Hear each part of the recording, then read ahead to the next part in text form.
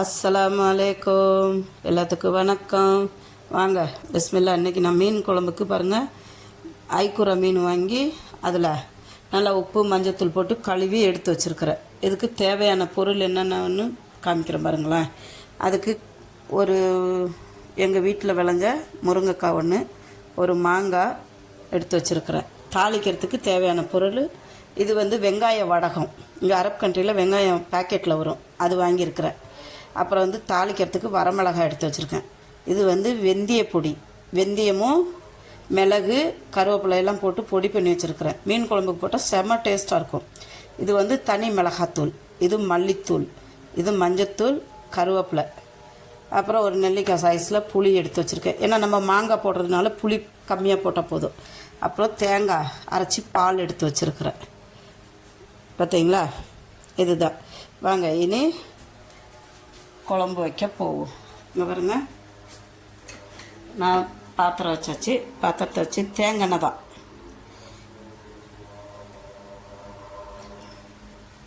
தேங்காய் எண்ணெய் போட்டு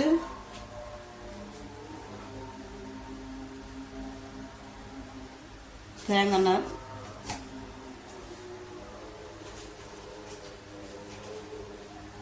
வரமிளகாய் போடுறேன் தாளிக்கிறதுக்கு. அப்புறம் இதில் இங்கே பாருங்களேன், இதில் கடுகு, கருஞ்சீரகம், அப்புறம் ஜீரகம் சேர்ந்துருக்கு. கருஞ்சீரகமும் இருக்குது, ஜீரகமும் இருக்குது, கடுகும் இருக்குது. இது கொஞ்சமாக போட்டு தாளிக்கிறதுக்கு.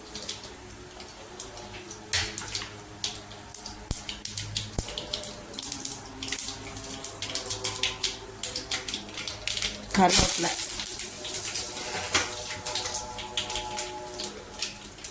பாருங்க. இது வெங்காயம் அங்கே பேக்கெட்டில் அதிலே வறுத்து இது பண்ணி வரும். நம்ம சும்மா ஜஸ்ட்டு கொஞ்சம் போட்டுக்க வேண்டியது தான். அதில் போட்டுட்டு கிண்டி விடுறதுக்காக.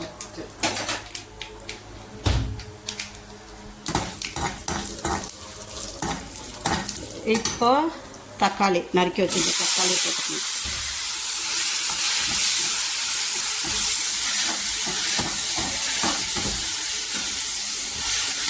தக்காளி வேகிறதுக்கு கொஞ்சமாக உப்பு, தேவையான அளவு உப்பு போட்டுக்கோங்க. ஏன்னா தக்காளி சீக்கிரம் கனிஞ்சு கொடுக்கும், அதுக்காக. வாங்க இங்கே வருங்க, தக்காளி நல்லா கனிஞ்சிருச்சு. தக்காளி நல்லா கனிஞ்ச பிற்பாடு இதில் முருங்கைக்காய் போடுறோம்.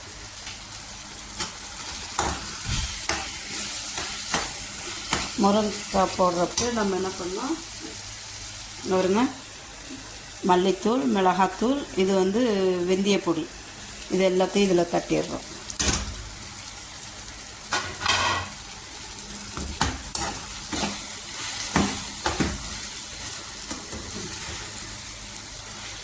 இது ஒரு 5 நிமிஷம் இந்த பச்சை வாடை போகிற வரதுல இருக்கட்டும். ஏன்னா மிளகாத்தூள், மல்லித்தூள் எல்லாம் பச்சை வாடை போகணும்.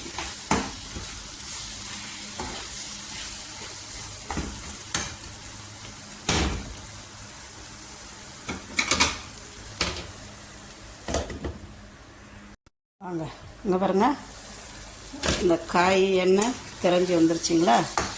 இப்போ என்ன பண்ணேன், நான் புளி கரைச்சி வச்சிருந்தால அந்த புளி தண்ணி ஊற்றுறேன். கருப்பு புளி சூப்பராக இருக்கும்.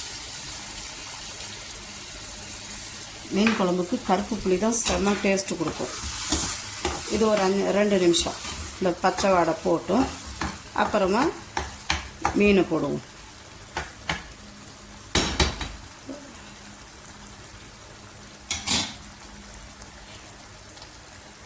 இப்போ என்ன பண்ணுங்க, நீங்கள் மீன் இங்கே பாருங்க, மீன் எடுத்து போடுங்க.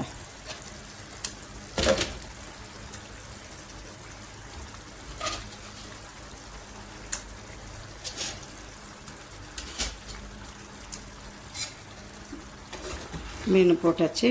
மீனை ரொம்ப கிண்டக்கூடாது. சும்மா அந்தாட்ட ஒரு பெரட்டு, இந்தாட்ட ஒரு பெரட்டு பெரட்டி விட வேண்டியது தான்.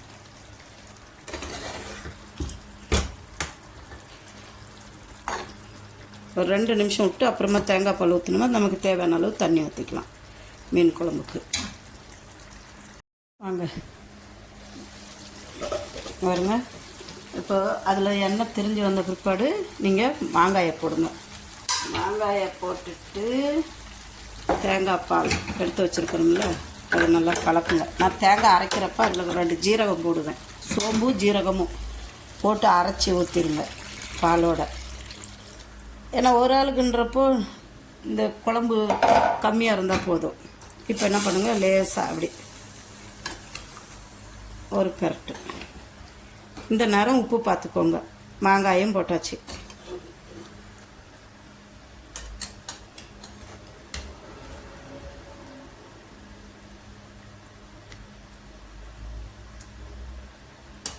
ஏன்னா நான் ஒரு ஆள் வீடியோ பண்ணிக்கிட்டு இது பண்ணுறதுனால கொஞ்சம் அப்படி இப்படின்னு மாதிரி இருக்கும். அட்ஜஸ்ட் பண்ணிக்கோங்க.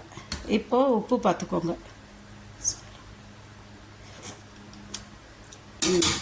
லைட்டாக போடணும் பாருங்க, லைட்டாக.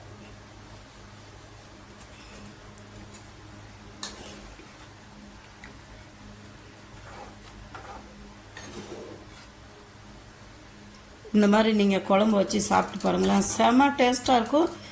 அவ்வளோ டேஸ்ட்டாக இருக்கும். இந்த மாங்காவோட டேஸ்ட்டும் இந்த தேங்காய் பால் விட்டதுனால இந்த திப்பியாக இருக்காது குழம்பு. சூப்பராக இருக்கும். இனி என்ன, குழம்பு ரெடி ஆகிடுச்சு. கொஞ்சம் கொதிக்க விட்டு மூடிட வேண்டியது தான். வாங்க, இங்கே பாருங்கள், மீன் குழம்பு ரெடி ஆகிடுச்சு. எண்ணெயும் திரண்டு வந்துருச்சு. அடுப்பு ஆஃப் பண்ணிட்டேன். இனி என்ன, சாப்பிட்றது தான். ஆனால் இன்றைக்கி சாப்பிட்றத விட நாளைக்கு இட்லி தோசை கூட வச்சு சாப்பிட்டோமா செம்ம டேஸ்ட்டாக இருக்கும். பிடிச்சிருந்தா ஷேர் பண்ணுங்கள், சப்ஸ்கிரைப் பண்ணுங்கள், மறந்துடாதீங்க. உங்கள் சேனல் மிக்சிங் சேனல். கமெண்ட் பண்ணுங்கள். இட்லி தோசை கூட யாரெல்லாம் மீன் குழம்பு வச்சு சாப்பிட்ருக்காங்கன்னு கமெண்ட்டில் சொல்லுங்கள். வாங்க சாப்பிட்லாம்.